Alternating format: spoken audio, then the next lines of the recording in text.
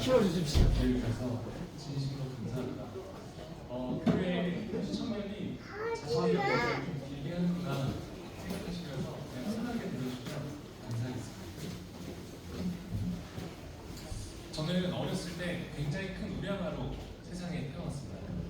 보통 또래 아이들보다 키가 굉장히 컸어요. 그리고 굉장히 활발한 아이였습니다.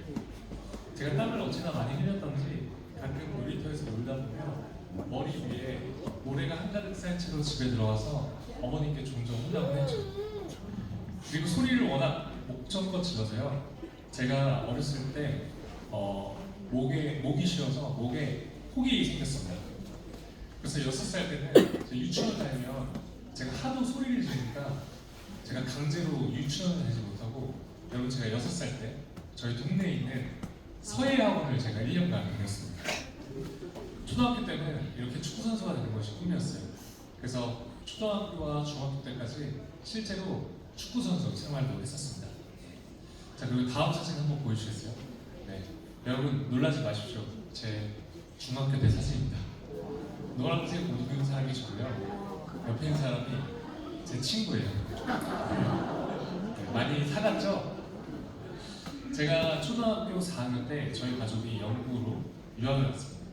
그런데 저희가 영국으로 가자마자 한국에서 IMF 사태가 일어났어요.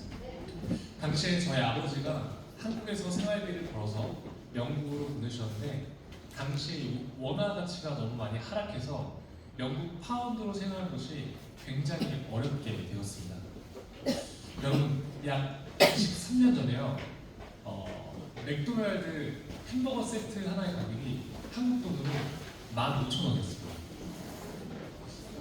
생각보다 별로 안 우울하시네요. 다들 부유하신가 봐요. 그 당시에 저와 제 동생, 그리고 저희 어머니는요, 이 쉐어하우스에 있는 방 한 칸에서 살게 되었습니다. 그러니까 방이 4개인 집이에요. 4가정이 함께 살았어요. 영국에 유학을 와서 사는 한국 사람들은 저희 가정을 포함해서 대부분 경제적으로 넉넉하지 못했습니다. 그럼에도 저희 어머니는 저희보다 어려운 한인 유학생이라든지 이민 온 가족들에게 늘 진심으로 넉넉하게 베푸셨어요. 저녁 시간이 되면요, 저희가 다녔던 한인교회 사람들이 하나둘씩 저희 집에 찾아왔습니다. 그리고 같이 밥을 먹었어요. 솔직히 저는 어린 마음에 저희 어머니가 이해가 되지 않았습니다. 저희 집 사정도 굉장히 어렸었거든요. 엄마, 왜 이 사람들 맨날 우리 집 와서 밥 먹는 거야? 우리도 힘들잖아. 근데 어머니는 단 한 번도 제가 묻는 질문에 답하지 않으시고 그냥 밝게 미소만 지으셨어요. 그러다가 경제 사정이 더 어려워지면서 저희는 다시 한국에 들어오게 되었습니다.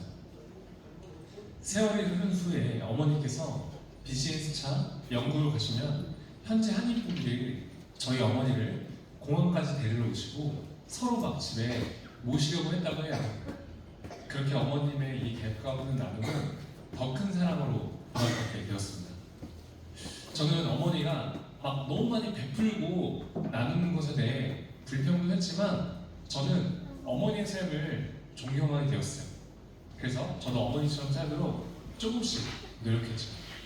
그 결과 제 삶은요, 이 물질적으로 얻을 수 없는 행복과 소중한 인연들로 풍요로워졌습니다. 사랑을 베푸면 더 큰 사랑이 찾아온다는 사실을 제가 어릴 때부터 배웠던 것 같아요. 사랑을 베푸면 어떤 방법을 통해든지, 비록 다른 형태일지라도 다시 사랑으로 되돌려간다는 것입니다. 이제 지금으로부터 약 11년 전 이야기입니다. 지금처럼 굉장히 취업난이 심했습니다. 대학교 때 제가 학점도 정말 안 좋아서 이 취업 스트레스를 엄청나게 받고 있었어요. 여러분, 제가 이렇게 딱 봐도 학점이 좀 안 좋게 생겼죠? 그나마 제가 이제 옷을 좋아했습니다. 패션에 관심이 있어서 패션 관련 기업에 취업을 해야겠다고 생각했어요. 그런 중에 제가 우연히 한 외국계 패션 기업에 인턴 사원으로 들어오게 되었어요. 저는 당시에 학교를 다니는 대신에 이 회사를 다니면서 전공학점 10학점 받고 인턴 사원 월급도 받고 경력도 쌓아게 되었습니다. 6개월 정도 후에는요, 심지어 정직원 제안도 받게 되었어요. 그렇게 저는 운 좋게 덜컥 취업을 하게 되었습니다. 솔직히 기분이 정말 좋았어요. 저는요, 제 인생이 마치 톱니바퀴와 맞물리듯 완전히 풀렸다고 생각했어요. 저는 주중에 회사에 다니면서 열심히 일한 저에게 보상을 주었습니다. 바로 세상적인 쾌락으로 보상을 주었어요. 저는 주말마다 술을 마시고 클럽을 다녔습니다. 네, 다들 조용하시네요. 솔직히 그 당시에는요, 재밌었습니다. 한 번은 제가 토요일 날에 술을 많이 마시고 주일날 이렇게 교회에 와서 이런 기도한 적이 있어요. 하나님, 저는 세상의 쾌락을 포기할 수가 없습니다. 하나님, 저는 교회 반, 세상 반, 회색 크리스천을 살겠습니다. 하나님, 그러다가요, 제가 죽을 때쯤 됐을 때 그때 완전히 하나님께 돌아갈게요. 여러분, 이게 농담이 아니고 제가 진짜 그렇게 육성으로 기도를 했었어요. 제가 정직원 전환이 되는 시점에 친구들과 축하 파티를 열게 됩니다. 그날 제가 술을 마시고요, 필름이 끊기게 되었어요. 그리고 제가 다시 눈을 떴을 때는요, 네, 딱 이런 상황이었어요. 하얀 천장이 보였어요. 병실이었는데요, 제가 직감적으로 알았습니다. 중환자실이라는 거죠. 저는 이 사진처럼 병원의 온갖 장치들이 제 몸을 이렇게 둘러싸고 있었어요. 여러분, 제 몸이요, 제 눈으로 분명히 보이는데 이 쇄골뼈 밑으로는 정말 아무것도 느껴지지 않고 아무것도 움직일 수가 없었습니다. 여러분, 이게 어떤 느낌인지 감이 잘 안 오시죠? 지금 우리 다 같이 손을 한번 들어보실까요? 자, 우리 하나 둘 셋 하면 여러분 손톱에 한번 힘들어 보겠습니다. 자, 하나 둘 셋. 자, 이번엔요 머리카락에 한번 힘줘 볼게요. 자, 하나 둘 셋. 자, 나는 손톱이나 머리카락에 힘이 들어간다고 손 들어보세요. 아니, 힘이 들어가세요? 힘이 들어가시면 제가 다음 간증을 진행할 수가 없는데 안 들어가시죠? 네, 여러분, 이런 느낌입니다. 분명히 내 몸에 일부인데 내가 아무리 힘을 주려고 해도 힘이 들어가지 않고 아무것도 느껴지지 않는 거예요. 근데 저는 내가 수술을 하고 마취를 했는데 아직 마취가 풀리지 않았구나 정도로 생각했습니다. 나중에 제 목을 수술하신 의사 선생님이 회지를 돌다가 제게 오셔서 이렇게 말씀하셨어요. 당신은 앞으로 전신마비로 살아갈 것이고 영원히 걸을 수 없을 겁니다. 손가락도 절대 움직이지 못할 거예요. 와, 그럼 저는요 하루아침에 전신마비 환자가 되었습니다. 알고 보니까 저는 이 술에 취해서 어떤 건물과 건물 사이로 추락을 하세요. 목이 완전히 부러져서 이 척수신경이 완전히 끊겼던 것이었습니다. 여러분, 이 사진 한번 보시겠어요? 이 사진 정중앙 부분 보시면 중간에 목뼈가 완전히 어긋난 거 보이시나요? 근데 저는 전혀 기억이 나지 않았어요. 의사 선생님 말을 들었을 때는 현실감이 없었습니다. 아마도 이 전신마비라는 상황이 너무나 비현실적이기 때문에 제가 그 사실을 받아내는 것이 어려웠을 수도 있었던 것 같아요. 그런데 저는 하나님을 믿었기 때문에 아니야! 나는 하나님이 일으켜주면 반드시 일어날 거야! 라고 생각했습니다. 그래서요, 생각보다는 힘들지 않았어요. 여러분들이 지금 믿으실지 모르겠지만 제가 그 이야기를 듣고도 울지 않았습니다. 자, 여러분, 이 사진이 제가 이제 전신마비 진단을 받고 한 2주 정도 됐을 때 사진인데요. 여러분, 전신마비 진단을 받은 사람 치고는 약간 표정이 제정신 아니죠? 네, 이거 사진을 한 5초 정도만 띄워주셔도 됩니다. 네. 제가 사고를 겪은 날 새벽에 집에 초인종이 울렸어요.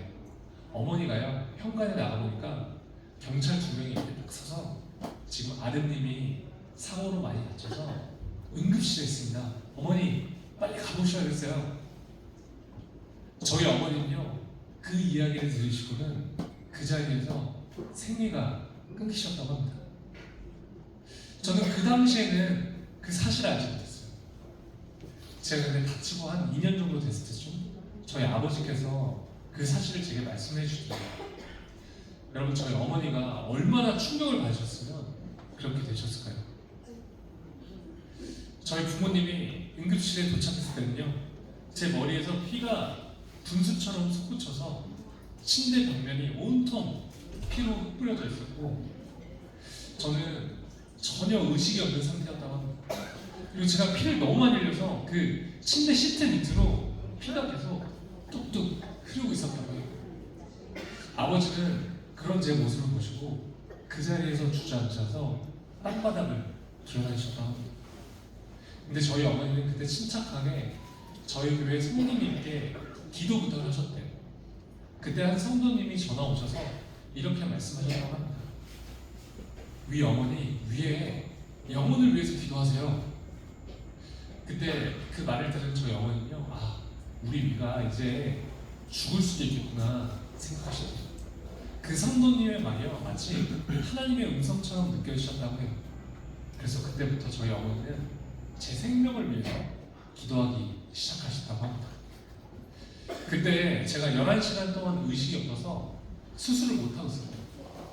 여러분 이 의식이 없는 상태에서 마취를 하면요 의식이 다시 돌아오지 않을 수도 있어서 수술 골든타임을 놓치지 않으면 빨리 의식이 돌아와야 되는 상황이었다고 합니다. 그래서 응급실에서 정말 많은 사람들이 둘러싸서 저를 위해서 막 기도를 해주고 있었는데요. 그래도 저는 의식이 돌아오지 않았대요. 근데 그때 저희 아버지가 위야 일어나! 이 한마디에 제가 11시간 만에 갑자기 이렇게 딱 눈을 떴다고 합니다. 그래서 제가 정말 다행히 수술에 들어갈 수 있었대요. 그리고 저희 어머니는요 제가 그 수술에 들어가기 전에 그 병원의 레지던트가 제 아까 그 목 MRI 사진을 어머니께 보여주면서 아드님은 전신마비입니다 라고 말하는 장면을요 다 핸드폰으로 영상으로 찍으셨대요. 여러분 그 정신에 왜냐하면 우리 위는 반드시 일어날 것이기 때문에 우리 위가 나중에 간증할 때 증거 자료를 써야 된다면서 그 상황에서 그걸 영상으로 찍으셨대요. 그리고 구체적으로 우리 위는 그 미국에 있는 CNN 방송국에 가서 간증할 거예요 라고 여러분 제가 이렇게 전신마비에 돼서 병실에 누워있는데 병원에 이렇게 신방하러 오시는 분들한테 이렇게 선포하셨어요. 반면에 저희 아버지는 크리스찬이 아니셨습니다. 저희 아버지는 굉장히 책을 많이 읽으시는 좀 지적인 분이셨죠. 아버지는 기독교를 그저 하나의 종교로 생각하셨어요.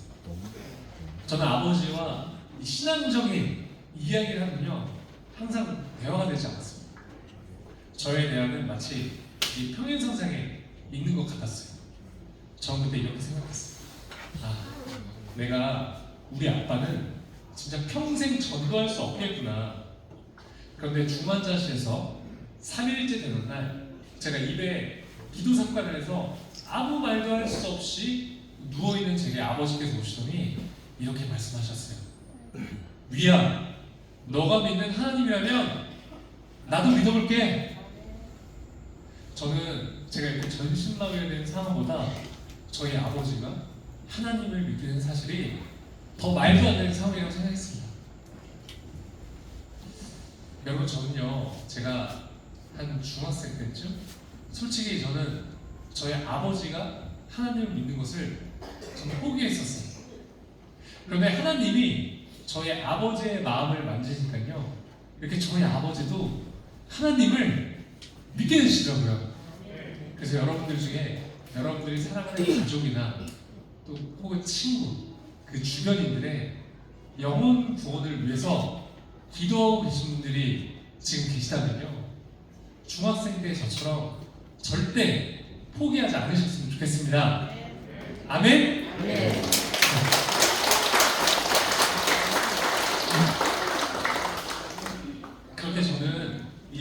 치료를 가게 되었어요. 다치고 약 3주 정도가 지났을 때 기적적으로 제 새끼손가락이 이렇게 탁 미세하게 움직이기 시작했습니다. 여러분, 우리 2002년 월드컵 4강전 진출했을 때 기억나세요? 이것보다 더 잘 기억을 하셔야 될 것 같은데, 네. 마치 그날처럼 난리가 났습니다. 와, 드디어 우리 위가 마비가 풀리는구나. 다들 희망을 갖기 시작했어요. 그런데 여러분, 새끼손가락이 그냥 살짝 움직일 뿐 실제로 이게요, 병원 생활하는 데는 기능적으로 아무런 도움이 되지 않았습니다. 현실은 냉혹했어요. 전신마비가 되니까요, 제가 할 수 있는 것은 아무것도 없었습니다. 스스로 아무것도 할 수 없게 되었을 때 그 좌절감은요, 정말 상상할 수 없을 정도의 상실감을 느끼게 해줬어요. 병원에서의 삶은 치열한 전쟁이었습니다. 그저 침대에서 누워서 지내야죠. 여러분, 욕창 뭔지 아시나요? 네. 저는 당시에 욕창에 걸리지 않기 위해서 2시간에 한 번씩 24시간 동안 누군가가 제 몸을 계속해서 뒤집어 줘야 했습니다. 밥도 다 떠먹여줘야 했고요. 이렇게 이도 누군가가 직접 다 닦아줘야 했습니다. 그리고 여러분, 제가 씻으려면 어떻게 씻었는 줄 아세요?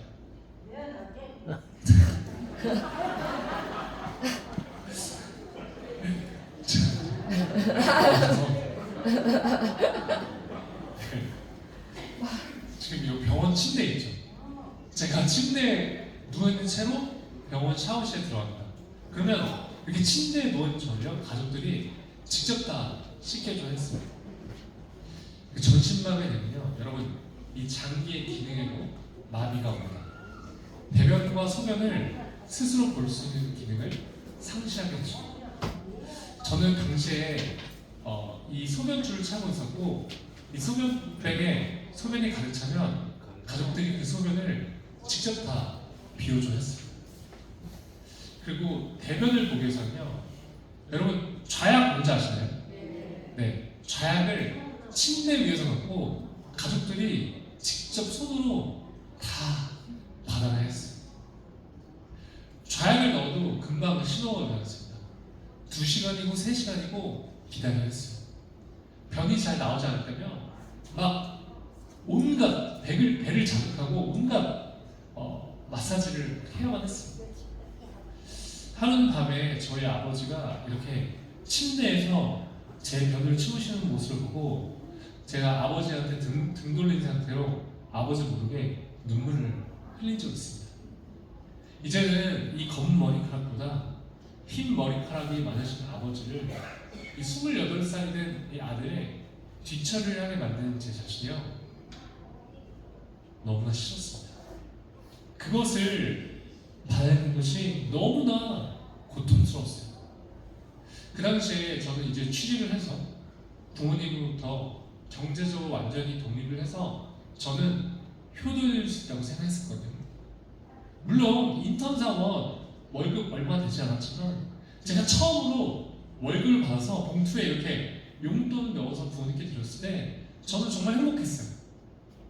그런데 하루아침에 전신마비 한다가 돼서 28살짜리 아이가 되어버렸으니까요, 도저히 믿기지도 않고 그 현실을 인정하고 싶지 않았어요. 사실 처음에 제가 입원했을 때는 저희 가족은 저를 위해서 간병인을 고용하려고 했습니다. 그런데 저는 태어나서 처음 본 낯선 사람한테 저희 이런 몸의 모든 민낯을 보여주고 싶지 않았어요. 그래도 가족들한테 미안해서 아무 말도 할 수가 없었죠. 근데 여러분, 저한테 3살 차이 나는 남동생이 있거든요. 제 동생이 당시에 대학교 4학년이어서 졸업을 준비하고 있었는데요, 동생이 부모님께 이렇게 말을 했대요. 엄마, 우리 형은 간병인한테 맡겨주지 않아요. 엄마, 제발 내가 형을 직접 간병할 수 있게 해주세요. 그렇게 이렇게 제 동생은 저를 위해서 한 학기를 휴학하고 24시간 6개월 동안 제 옆에서 병간을 해줬습니다. 정말 감사했어요.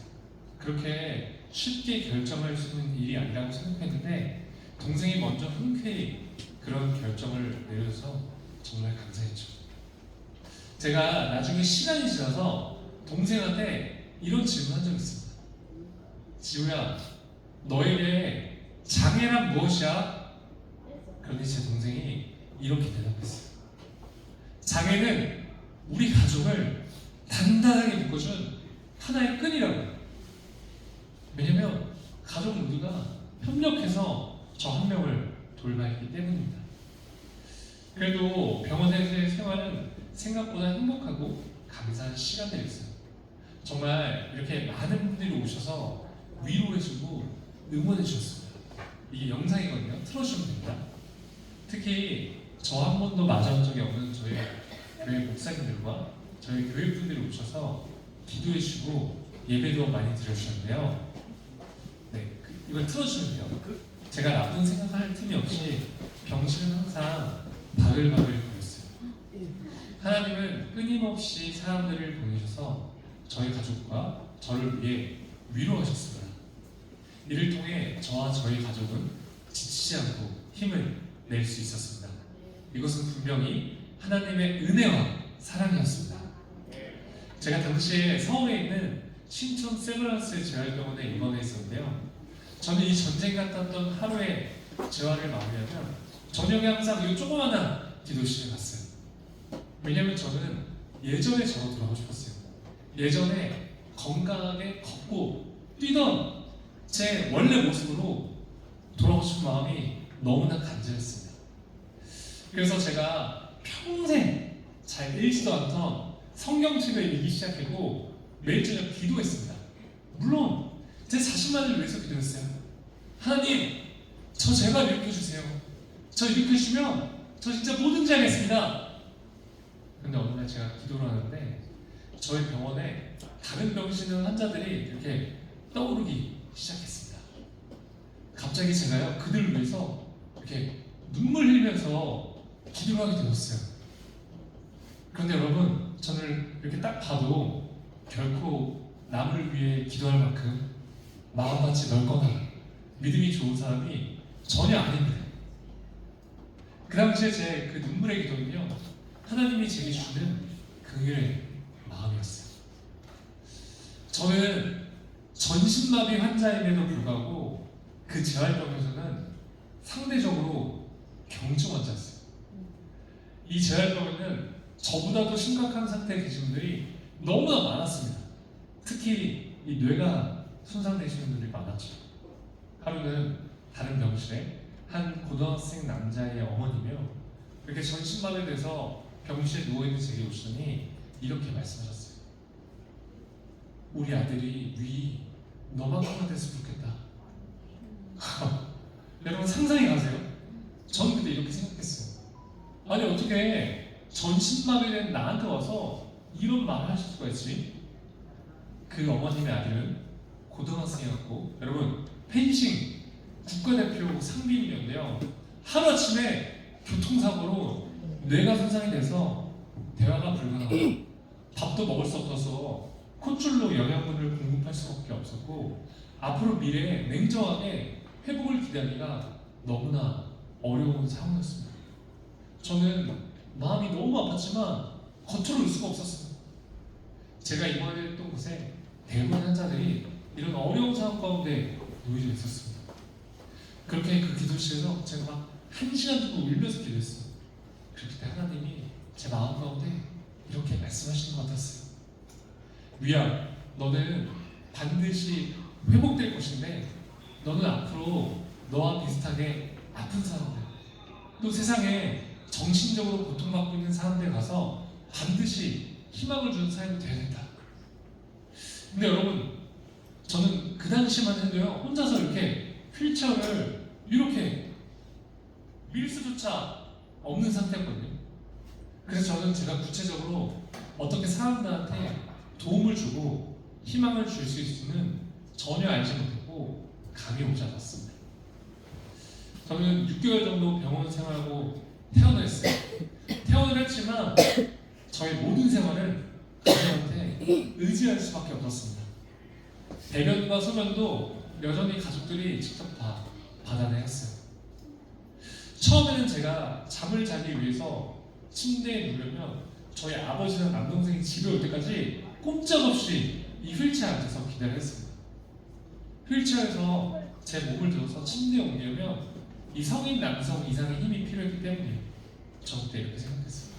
내 인생은 그 누구도 나를 대신해서 살아줄 수 있지 않기 때문에 내가 반드시 독립적으로 생활할 수 있을 때까지 재활을 해야겠다. 저는 이렇게 살기 위해 죽을 힘을 다해 재활하기 시작했습니다. 저희 집 근처에 이제 한강이 있는데요. 제가 휠체어를 혼자 밀기 위해서 한강을 나가려고 마음을 먹었어요. 그런데 부모님은 제가 혼자 한강에 나가는 것을 너무나 걱정하셨습니다. 저는 한강에 나가기 위해서 부모님과 싸웠어요. 그것부터 제가 어렸습니다. 제가 처음에는 이렇게 휠체어를 10m도 잘 밀지 못했었는데요.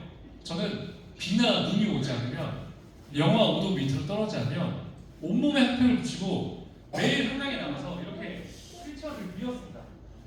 50m, 100m, 500m, 1km. 제가 휠체어를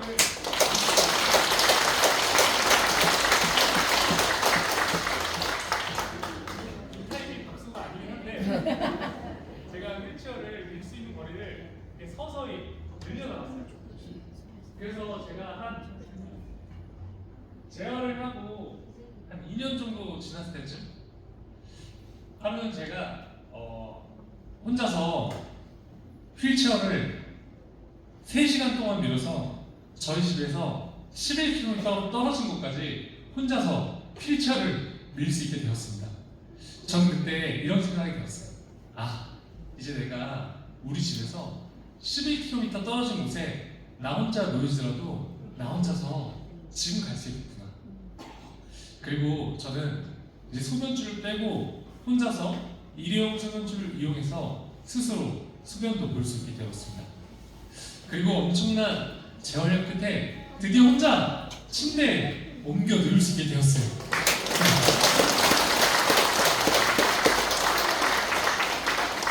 여러분, 휠체어에서 침대에서 휠체어 이렇게 스스로 자유롭게 옮길 수 있다는 것이 얼마나 감사한지 몰라요. 그리고 피나는 운동과 연습으로 제가요 상체 힘을 키워서 혼자 차에 휠체어를 싣고 운전도 가능하게 되었습니다.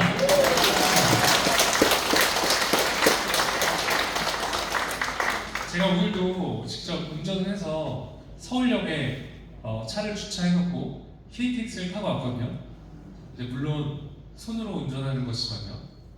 휠체어에서 침대로 자유롭게 이동하고 또 운전까지 가능하게 되었지만 제가 딱 한 가지 가족에게 의존하고 있었던 것이 있었습니다. 바로 이 좌약을 넣는 것이었어요. 내가 진짜 독립적인 생활을 하기 위해서는 반드시 이 좌약을 스스로 넣을 수 있어야겠다고 생각했어요. 좌약을 스스로 넣는 것은요 마치 제어에게 끝판왕처럼 여겨졌습니다. 여러분, 제가 지금부터 하는 말은요 막 너무 깊게 상상하지 마세요. 제가 이제 묘사를 하는 겁니다. 저는 이제 손가락 힘이 완전하지 않았기 때문에 좌약에 젤을 묻혀서 그곳에 넣는 것은 거의 불가능에 가까웠습니다. 또 저는 그곳에 감각이 거의 없었기 때문에 손가락으로 그것을 찾는 것은 저한테는 너무나 어려운 일이었어요. 그리고 하루는 좌약을 넣는데 30분도 넘게 걸렸고요. 그리고 여러분, 이 조그만 좌약이 젤에 닿는 순간 바로 녹기 시작하거든요. 그래서 좌약을 5개도 넘게 버린 날이 허다했어요. 그리고 계속 실패했습니다. 저희 어머니는요 그런 저를 너무 안타깝게 보시고 야 위야 그냥 이제 엄마가 해줄게 말씀하셨지만 저 오히려 화를 내고 도움을 받지 않았어요. 그래서 여러분, 제가 지금은요 혼자서 10초면 좌약을 넣습니다.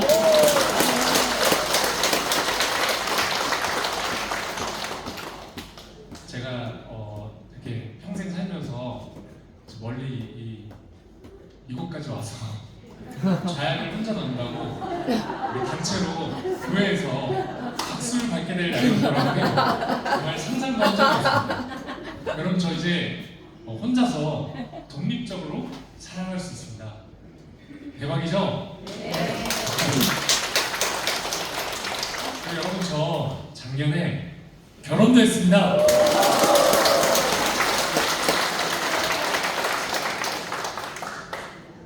저는 정말 다행히도 병원에서 말했던 것과는 다르게 엄청나게 재활이 잘 되어가고 있었어요. 기적이었어요. 사람들이요 저를 보면 너무나 대단하게 생각하고 너무나 좋아해줬어요. 육체적으로는 굉장히 건강해지고 있었습니다.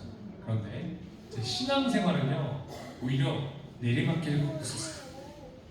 저는 제 몸이 재활이 굉장히 잘 되어가고 있음에도 불구하고 제 몸에 만족할 수 없었어요. 왜냐면 제 목표는 예전에 저로 돌아가는 것이었기 때문이었어요.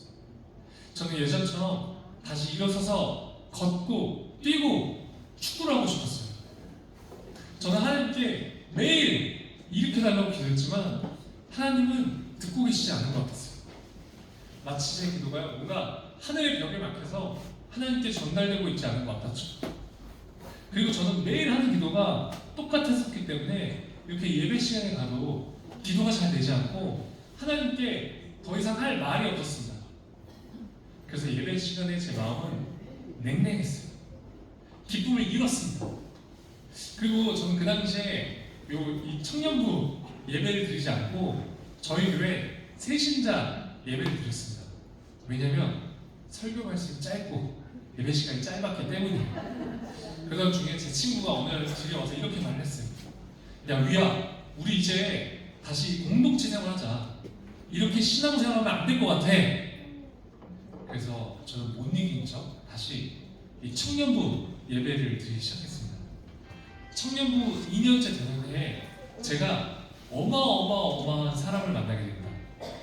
그 사람은요 제가 살면서 봤던 사람 중에 가장 끈질긴 사람이었어요. 저는 항상 이름도 말해요. 유준상. 네, 그 연예인 유준상은 아닐까. 그 친구는 기도하는 사람이었어요. 그 친구가 저희 셀 리더 순장님이 되었습니다. 여름이 되어서 저희 청년부 여름 수련회 시즌이 되었습니다. 그런데 준상이가요 저한테 수련회를 같이 가자는 거예요. 그래서 제가 단칼에 거절했습니다. 이 휠체어를 타고 수련회에 참가한 것은 제게는 너무나 큰 도전이었기 때문이었어요. 그리고 저는 아직도 잠을 자려면 욕창이 걸리지 않기 위해서 침대 매트리스가 반드시 필요하거든요. 준상이가 말했습니다. 야 위야, 야, 수련회장에 침대가 있대. 그럼 내가 도와줄게. 여러분 약간 어떤 스타일인지 아시겠죠? 우리 교회에서도 떠오르는 분들이 계시지 않나요? 저는 준상이 이 친구 정말 끈질기다고 생각했지만 용기를 얻고 수련회에 참가하게 되었습니다. 수련회에 갔지만 저는 여전히 하나님과의 관계는 냉랭했어요. 수련회 마지막 날 밤 집회 시간이 되었습니다. 설교 말씀이 끝나고 기도 시간이 되었는데 저는 이렇게 기도했습니다. 하나님, 오케이, 저 이제 더 이상 일어나지 않아도 좋습니다.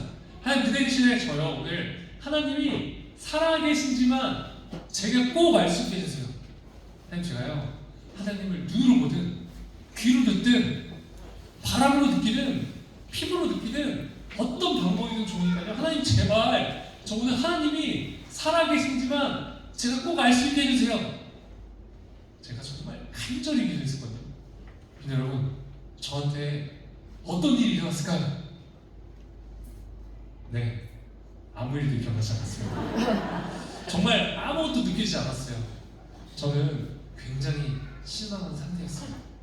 그때 저희 공동체 담당 목사님이 이제 주변의 아픈 지체들 요 강대상 위에 올라오세요. 제가 기도해드리겠습니다. 그렇게 말씀하셨어요.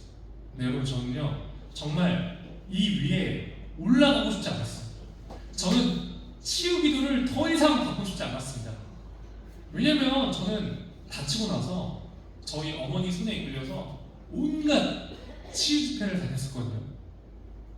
이런 마음을 가지면 안 되겠지만 제가 이렇게 치유 집회를 참여하는 것은 마치 이 기복 신앙처럼 느껴졌어요. 그런데 여러분, 제 옆에 누가 있었을까요? 네, 그가 있었습니다. 갑자기 준상이와 교회 친구들이 제게 막 몰려오기 시작했어요. 여러분, 예배하는 장소에 약 900명 정도 되는 청년들이 있었는데요. 저는 여러분 한번 상상해 보세요. 그 큰 예배당의 저 끝에 모서리에 혼자 휠체어 앉아 있는 상태로 있었죠. 그리고 그 예배실은 여러분 이런 의자 말고 우리 간의의자 있죠. 간의의자가 꽉 차 있어서 휠체어로 지나갈 수 있는 길이 전혀 없었습니다. 그런데 그때 홍해가 갈라지듯 의자가 갈라지기 시작했어요. 자, 여러분 휠체어를 타면요 가끔 단점이 있습니다.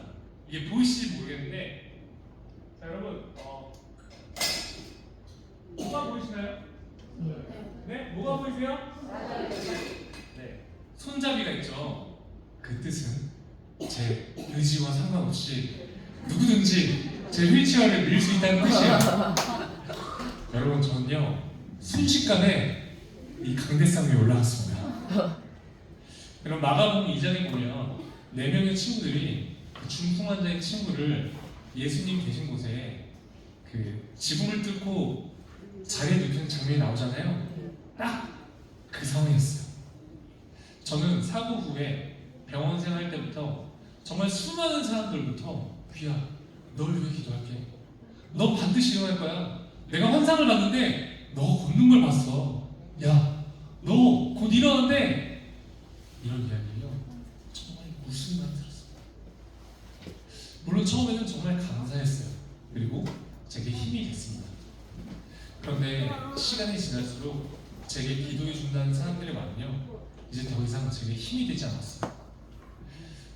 사람들이 시간이 지나도 저는 걸을 수 없었기 때문에 사람들이 위야, 널 위해 기도할게 라고 말을 하면 저는 그저 겉으로만 아예 감사합니다 그냥 말하고는 그냥 잊어버렸어요. 그리고 여러분 우리 이 중보기도는 눈에 보이지가 않잖아요.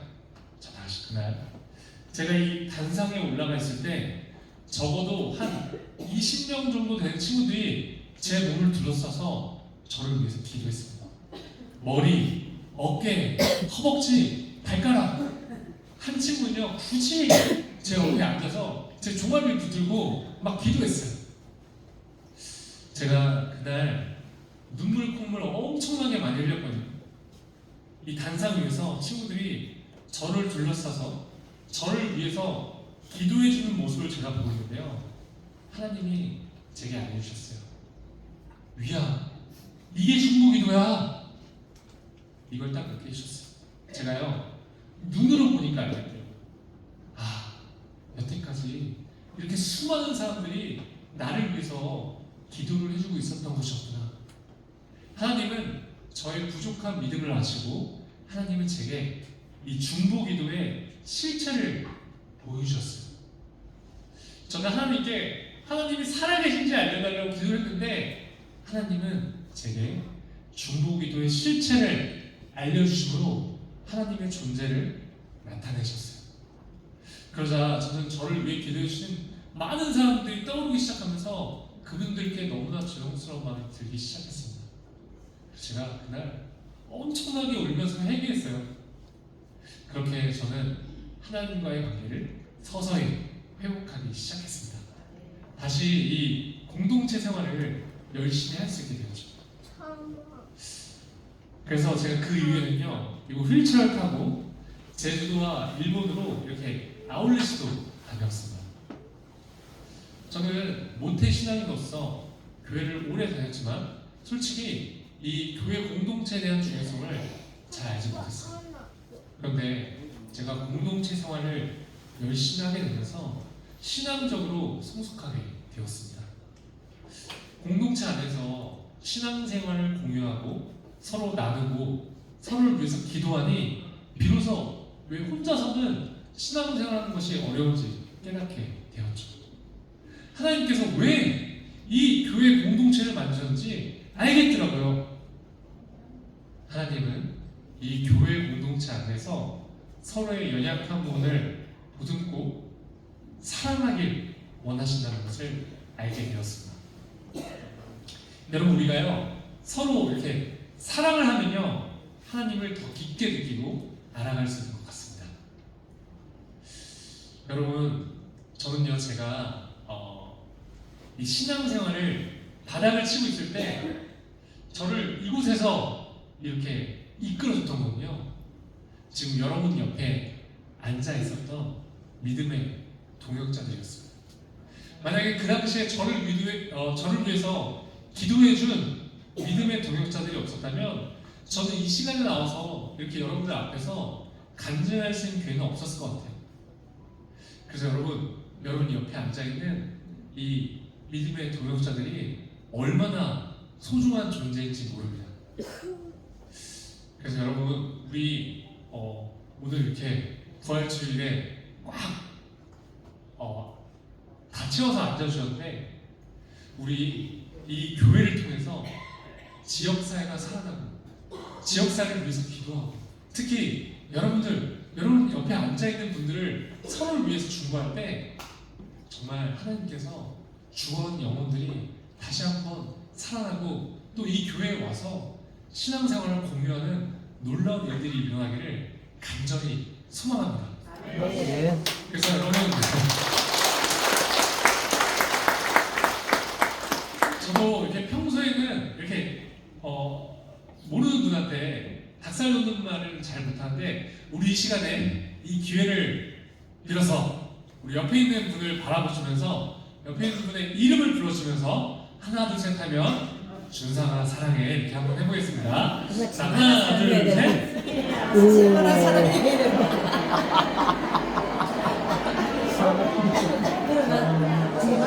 자, 여러분 진짜 어머니 지금 준상아 사랑해 하셨는데 준상아라고 하시면 안 되고요. 이름을 불러주세요. 자, 이제 앞뒤를 말아주면서 하나 둘 셋 사랑합니다. 시작.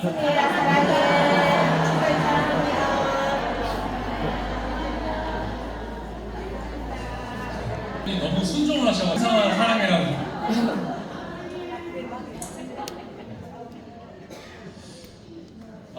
저는 나름대로 신앙생활 열심히 하면서 운동도 열심히 하면서 잘 살아가고 있었어요. 근데 어느 날 저한테 한 가지 의문점이 생겼습니다.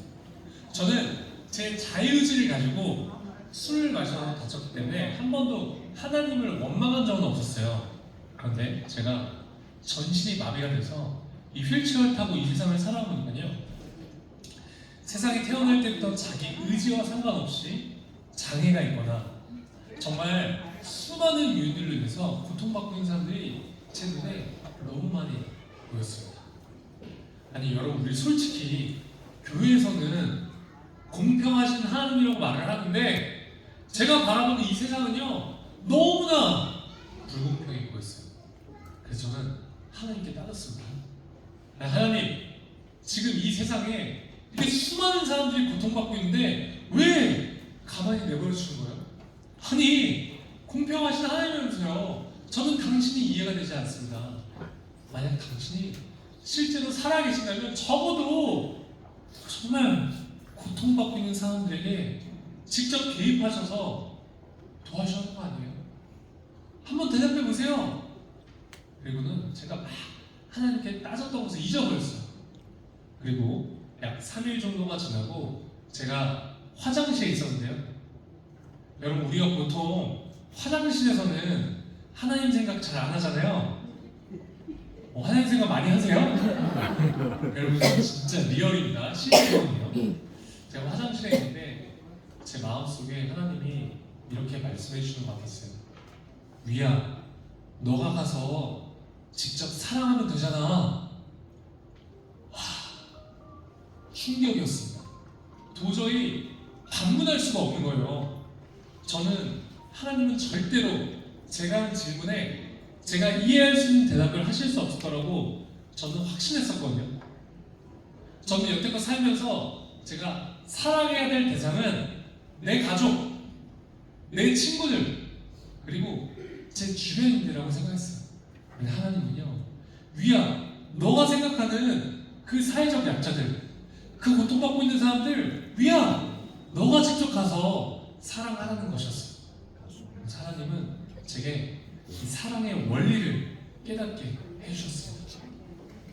여러분, 사실 우리는 지금 이 돈이면 거의 모든 것이 되는 자본주의 사회에 살고 있죠.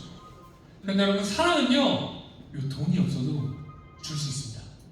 자, 여러분, 지금 저 한번 보세요. 지금 이렇게 다리를 쓸 수 없고 손가락도 완전하지 않은 저도요, 제가 만약에 이렇게 당신을 사랑하기로 마음만 먹으면 사랑할 수 있습니다. 우리가요, 사랑하기로 마음만 먹으면 사랑할 수 있더라고요. 저는 그게 너무 충격이었어요. 사랑은 세상의 가치가 수반되지 않더라고요. 그게 바로 우리 하나님의 사랑이었습니다. 자, 우리 아까 읽었던 마가복음 12장 30절에서 31절 말씀, 우리 큰 목소리로 한 목소리로 읽겠습니다. 시작! 내 마음을 다하고 목숨을 다하고 뜻을 다하고 힘을 다하여 주의 하나님을 사랑하라 하시옵시며 부처는 이르시니 내 이웃을 내 자신과 같이 사랑하라 하시니라. 이보다 더 큰 계명이 없느니라. 아멘. 여러분, 저는요, 제가 이 땅에 살아가면서 막 제가 뭔가 엄청난 일을 해야지만 하나님께 영광을 돌릴 수 있다고 생각했었거든요. 근데 방금 우리가 읽었던 이 마가복음 말씀처럼요, 제가, 여러분이요, 우리 모두가 이 세상에 태어난 이유와 목적이 바로 사랑하기 위해서 태어났다는 사실을 제가 깨닫게 되었어요. 여러분, 저는 너무나 부족하지만 그냥 제가 휠체어를 타고 제가 할 수 있는 선에서 그저 열심히 사랑을 베푸는 것이죠. 잠시만요. 방송실 잠시만요. 제가 이제 잠깐 준비한 영상인데요. 여기 혹시 잠깐 전체 불을 꺼줄 수 있을까요? 네. 제가 또 나름 유튜버이기 때문에 영상에 진심인 편이라서 영상 또 불 끄고 봐야 제맛이거든요. 자, 영상 보고 오시겠습니다.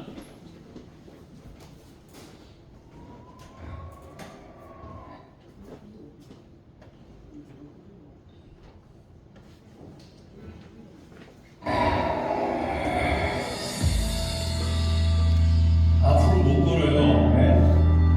평생 힘들다고.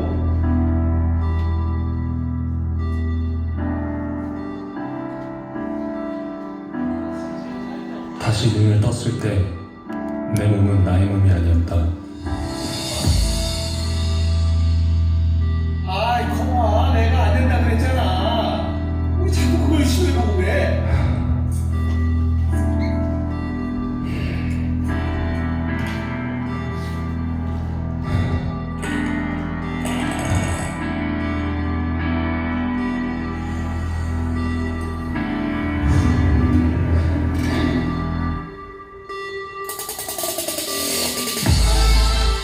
담당 의사는 손가락도 움직일 수 없다고 말했지만 나는 절대 포기하지 않았다.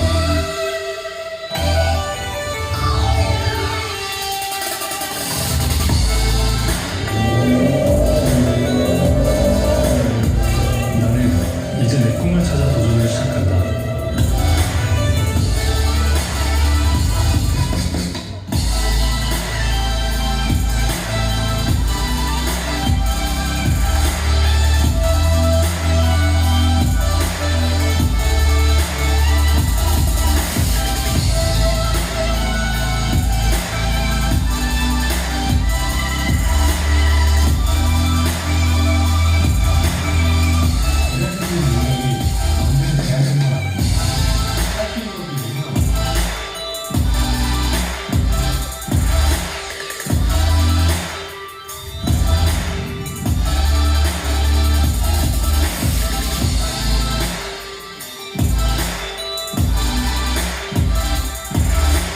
믿음은 바라는 것들의 실상이요 보지 못하는 것들의 증거라고 했다.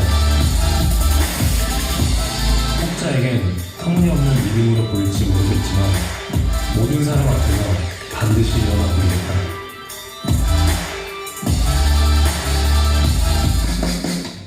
위, 일어난다.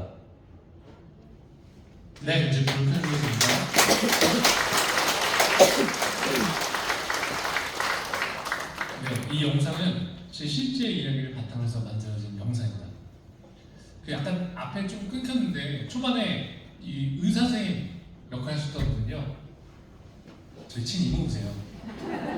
저희 이모부가 물리치료사 선생님이신데 저렇게 의사 가운을 입고 애드립으로 연기를 잘 해주셨습니다. 그래서 덕분에 돈이 들지 않았습니다. 제가 아까 그 병원 기도실에서 하나님이 제게 비전을 주셨다고 말씀드렸잖아요. 그런데 저는 구체적으로 어떻게 사람들한테 도움이 돼야 할지 잘 알지 못했어요. 그런데 저는 교회에서 이제 아울리치를 가려고 어느 날 하나님이 제 마음 가운데 생각나게 해주셨습니다. 시간과 장소에 구애받지 않고 다양한 사람들을 만날 수 있는 방법, 바로 유튜브였어요. 그래서 저는 확신을 가지고 그때부터 주변 사람들에게 중보기도 부탁을 했습니다. 여러분, 제 이름이 박위입니다. 영어로 위는 우리라는 뜻이잖아요. 그래서 위 플러스 미라클, 우리 모두에게 기적을 이라는 뜻을 가진 이 미라클 채널을 만들게 되었습니다. 이 채널의 가장 큰 목적은요, 사람을 살리는 것입니다. 우리가 살아가는 이 모든 일상이 기적임을 일깨우면서 몸이든 마음이든 아픈 사람들에게 삶의 소망을 던지는 것이죠. 어느 날 울산의 한 목사님으로부터 연락이 왔어요. 근데 생각해보니까 담임 목사님 친구분이세요. 그 목사님이. 네. 당신의 아들이 저처럼 척수신경이 손상이 돼서 전신이 마비가 된다는 거예요. 그 목사님이 너무 힘들어하셨어요. 얼마나 힘들어하셨냐면 혼자서 샤워를 못 하셨대요. 폐쇄공포증이 생기셔서. 근데 그 목사님이 저랑 하루에 2시간씩 매일 통화를 했었거든요. 아마도 제가 전신마비 진단을 받는 사람 치고는 굉장히 재활이 잘 된 케이스이기 때문에 그 목사님이 저랑 전화하시는 것만으로도 좀 위안을 삼으셨던 것 같아요. 근데 여러분, 저는 모태신앙인으로서 어렸을 때부터 이 목사님이라는 존재는 뭔가 인간 이상의 존재, 나보다는 하나님과 더 가까운 존재라고 생각하면서 살았었거든요.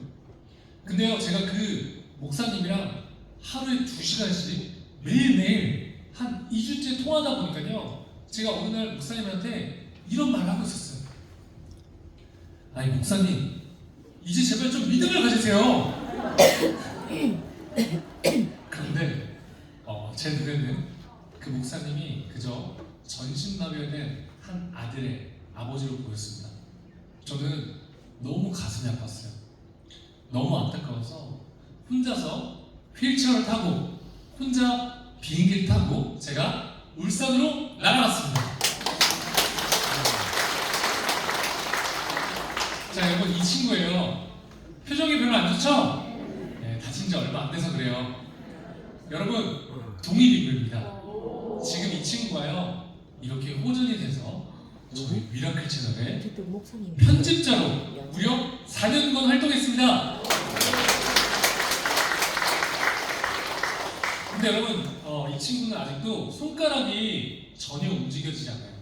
손이 이렇게 주먹진 상태로 돌돌 말려있거든요. 근데 여러분, 어떻게 편집하는지 아세요? 여러분, 주먹 한번 접으시겠어요? 자, 이 손을 여기 한번 만져보세요. 이 부분이 있죠? 이 부분을 이용해서 여러분 스마트폰 그 터치패드를 이용해서 직접 다 편집했습니다. 여러분, 진짜 대박이죠? 네, 우리 이 친구가 편집한 영상이 궁금하신 분들은 저희 미라클 채널 구독과 좋아요, 알람 설정 부탁드립니다.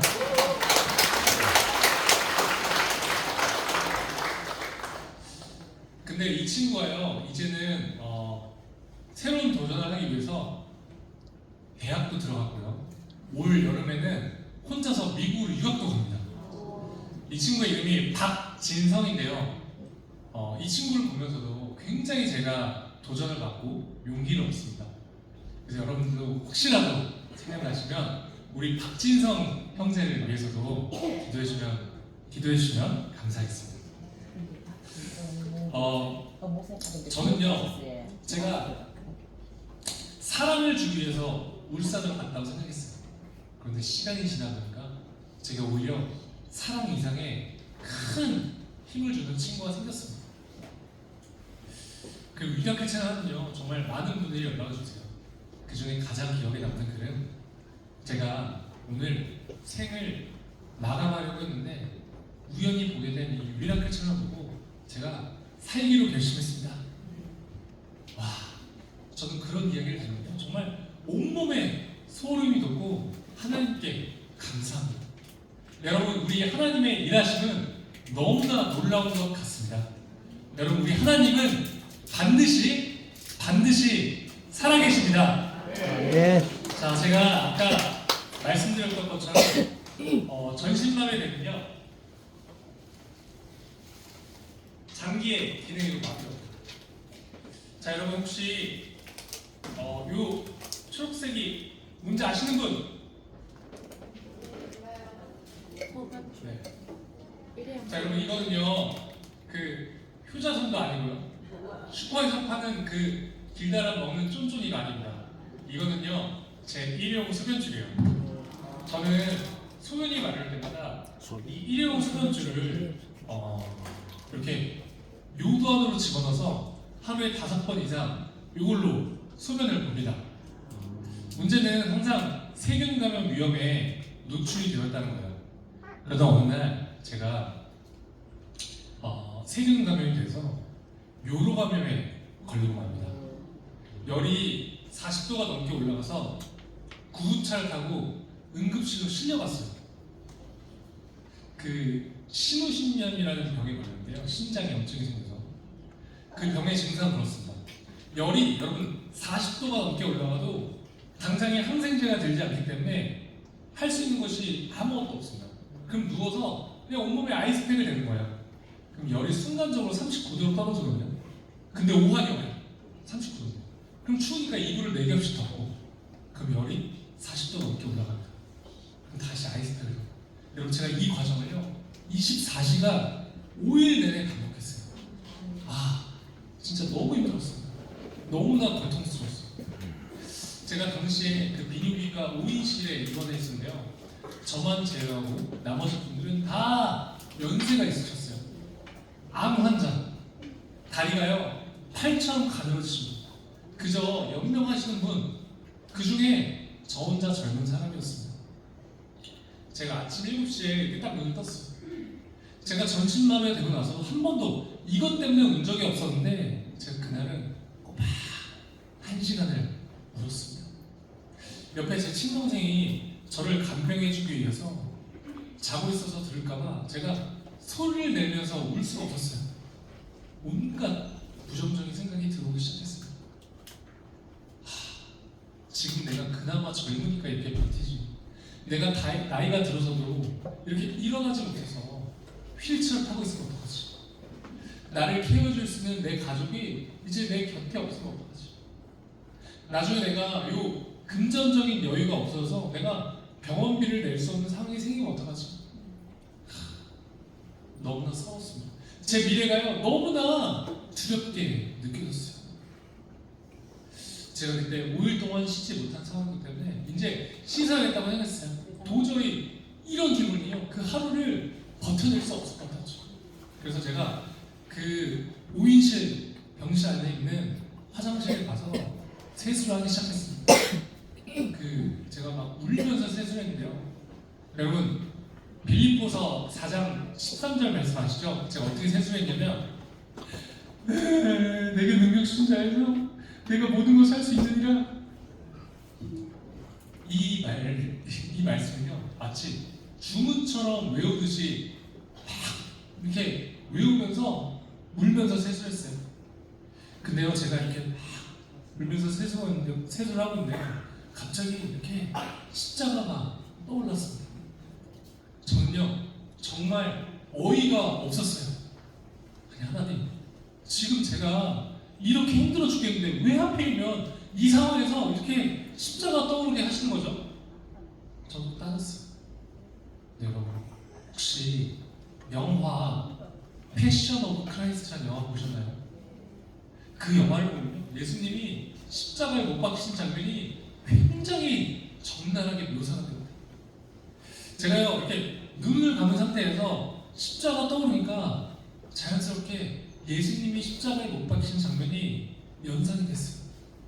그러자 제 마음이 아파오기 시작했습니다. 그리고 이런 생각이 들었어요. 아, 예수님의 이 십자가의 고통에 비하면 지금 내가 느끼고 있는 이 고통은 아무것도 아닐 텐데. 아, 내 것이라고 주장하고 있었던 내 삶이 내 것이 아니었었구나. 나는 지금 죄인이지만 예수님께서 나를 위해 십자가에 못 박히시면서 나의 이 죄의 대가를 지불하셨기 때문에 나는 새 생명을 얻은 것이었었구나. 저는 이 사실을요 그날 처음 깨달았습니다. 너무나 부끄럽지만 모태 신앙인이었음에도 불구하고 한 번도 제가 이 사실을요 피부로 느낀 적이 없었어요. 제가요 이 사실을 깨닫고 엄청나게 울면서 하나님 죄송합니다 울면서 회개했습니다. 제가요 울다가요 울음을 딱 그쳤어요. 왜냐면 저한테 성경 말씀 한 구절이 떠올랐기 때문입니다. 요한복음 3장 16절 말씀이었는데요. 우리 한번 같이 읽어볼까요? 시작! 하나님이 세상을 이처럼 사랑하사 독생자를 주셨으니 이는 그를 믿는 자마다 멸망하지 않고 영생을 얻게 하려 하십니다. 아멘. 네. 제가 살면서 정말 교회에서 수도 없이 많이 듣고 암송도 했고 설교 말씀도 많이 들었던 이 유명한 말씀이었는데 그날만큼 이 말씀이 막 이 땅에 살아 움직이는 것처럼 너무 감동적으로 느껴지더라고요. 그리고 저희 어머니가요 저한테 이런 말씀 하신 적이 있어요. 여러분, 저희 어머니가 제가 다치고요 하루에 기도를 5시간을 해도 모자란 날들이 있으셔요. 어머니 어떻게 살았는데 이렇게 눈물이 많을 수 있을까 생각하셨어요. 어머니가 흘렸던 눈물을요 다 모아서 담으면 항아리에 가득 차고 또 가득 차고 또 가득 찰 정도로 그렇게 어머니께서 눈물을 많이 흘리셨대요. 그때 저희 어머니는 이렇게 기도하셨다고 합니다.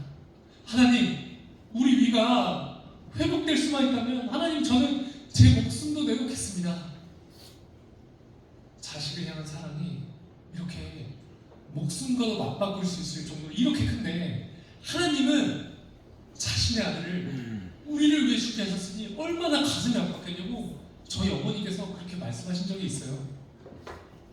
여러분, 우리는 이 하나님의 측량할 수 없는 사랑으로 새 생명이 주어진 건 아닐까요? 여러분, 저는요 제가 다치기 전에 걷고 뛰고 내 손으로 밥 먹고 스스로 대변 소변 보는 것에 대해 한 번도 감사하며 살지 않았습니다. 근데 제가 전신이 마비가 돼서 걷지 못하고 스스로 밥 먹지 못하고 스스로 대변 소변 볼 수 없게 되보니까요 이제야 비로소 제가 과거에 너무나도 당연하다고 생각했던 그 일상들이 결코 당연한 것이 아니라 기적과도 같은 삶이라는 것을 깨닫게 되었습니다. 사람들은 보통 기적이라고 하면요 앞을 볼 수 없는 사람이 갑자기 눈을 뜨고 저처럼 다리를 쓸 수 없는 사람이 갑자기 일어서는 초현실적인 현상을 떠올립니다. 아니요, 이런 기적은요 지금 휠체어를 타고 살아가는 저의 삶 그리고 여러분들의 삶 그 자체입니다. 여러분, 우리 이제 남과 비교해서 지금 나에게 없는 것, 내게 부족한 것들 바라보지 마시고요 지금 내게 있는 것, 내가 현재 누리고 있는 것들을 바라보셨으면 좋겠어요. 현재 우리가 고난의 상황에 처했을지라도 감사할 수 있는 마음을 가질 때 이 위기를 기회로 바꿀 수 있는 힘이 생깁니다. 하나님은 항상 약한 자를 쓰셨어요. 그런데 어렸을 때부터 수도 없이 설교 말씀에 등장했던 그 사건들은요 솔직히 성경의 이야기라고 생각했던 것 같아요. 이 다윗이 골리앗을 이기고 80세가 넘은 모세가 하나님의 부르심을 받고 이스라엘 백성들을 이끌고 출애굽을 하죠. 여러분, 저는요 제가 얼마나 육체적으로 연약한지 누구나 잘 알아요. 제가 만약에 여러분 제가 혼자서 휠체어 없이 요 본당문을 빠져나가야 된다고 하면요, 저는 여기서 이제 바닥으로 내려와서 기어서 가야 되기 때문에 저기까지 가는데 한 20분? 30분도 넘게 걸릴지도 몰라요. 근데 여러분 제가 전신망에 대해서 그냥 열심히 살아가기만 해도요, 이런 제 모습이 누군가에게는 힘이 되고 용기가 되더라고요. 제가 스스로 할 수 있는 것이 아무것도 없고 보잘것없는 존재라는 것을 제가 깨닫고 또 그 사실을 제가 인정하게 되니까요, 하나님이 저처럼 전신망에 대해서 휠체어 타고 살아가는 저도요 도구로 사용하시더라고요.